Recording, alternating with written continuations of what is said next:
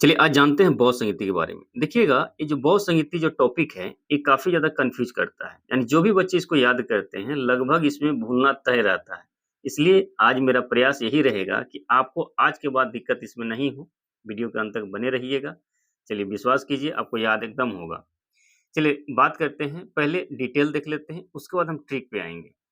तो पहले डिटेल देख लेते हैं। देखिएगा, पहला संगीति जो है, आपका प्रथम संगीति जो है, ये आपका वर्ष हुआ था 483 ईसा पूर्व। 483 ईसा पूर्व यानी ईसा पूर्व का मतलब होता है ईस्वी से पहले, जो इस स्टार्ट हुआ था ईस्वी उससे पहले। इसका स्थान जो था, प्रथम जो बौद्ध संगीति हुआ था, उसका स्थान था राजगिरी। राजगिरी में हुआ था। इसका शासक था अजातशत्रु और इसका अध्यक्ष था महाकश्यप। दूसरा बात कर लेते हैं द्वितीय बौद्ध संगीति जो हुआ था 383 ईसा पूर्व, उससे 100 साल बाद। देखिएगा 383 ईसा पूर्व में समय घटता है, देखिए पीछे में जाता है। 383 100 साल बाद जो है द्वितीय बौद्ध संगीति हुआ था। इसका स्थान था वैशाली, इसका शासक था कलाशोक और अध्यक्ष था सवाकामी। चलिए जानते हैं तृतीय बौद्ध संगीति। ये जो हुआ था 251 ईसा पूर्व में हुआ था, यानी लगभग उसी के आसपास में 100 साल के आसपास में 251 ईसा पूर्व में हुआ था। इसका स्थान पाटलिपुत्र था, इसका शासक अशोक था, इसका अध्यक्ष मोगलीपुतिस था और चतुर्थ बौद्ध संगीति जो हुआ था प्रथम शताब्दी में हुआ था।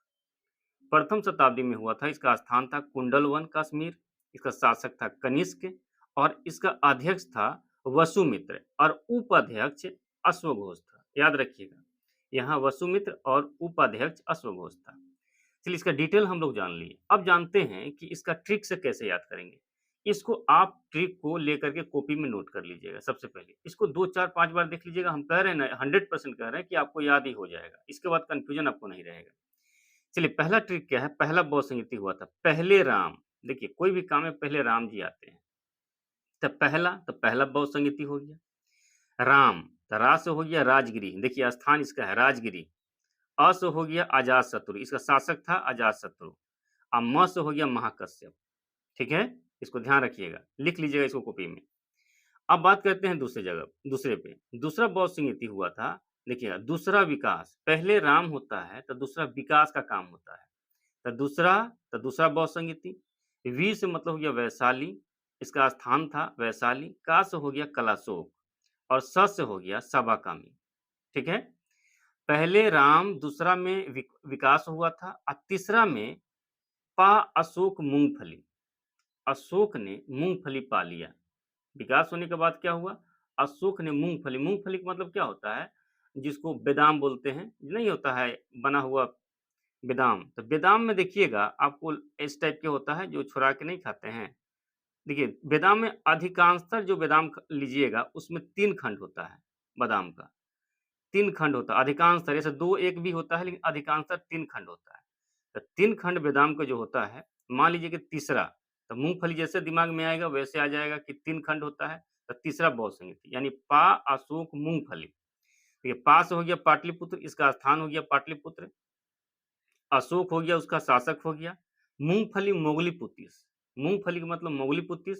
अब मूँगफली में कितना दाना होता है? 3, 1, 2, 3, इसलिए तीसरा बौद्ध संगीति था। ध्यान से रखिएगा। अब बात करते हैं चौथा में। कुंड में कान पकड़कर सू-सू किया घूँसकर। देखिएगा, कुंड मतलब हो गया कि कुंडलवन कश्मीर, कान मतलब हो गया कनिष्क, पकड़कर सू-सू, देखिए सू-सू कितना बार लिखे हैं? ए सू, सू, सू, 4 बार सू-सू किया। 4 बार सू-सू किया तो इसका सू-सू मतलब वसुमित्र, सू मतलब वसुमित्र। 4 बार, तो 4 बार मतलब चौथा बौद्ध संगीति।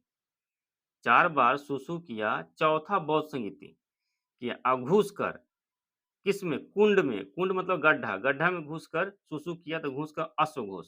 अश्वघोष को याद रखिएगा कि उपाध्यक्ष था। चलिए ये वीडियो आपको, हम कह रहे हैं कि आपको लगभग याद हो गया होगा। इस वीडियो को आप पहले कॉपी पे नोट कर लीजिएगा, उसके बाद 1, 2, 4, 5 बार देख लीजिएगा। हम कह रहे हैं 100% आपको याद हो जाएगा। चलिए वीडियो अच्छा लगा तो लाइक, सब्सक्राइब कीजिएगा। जय हिंद।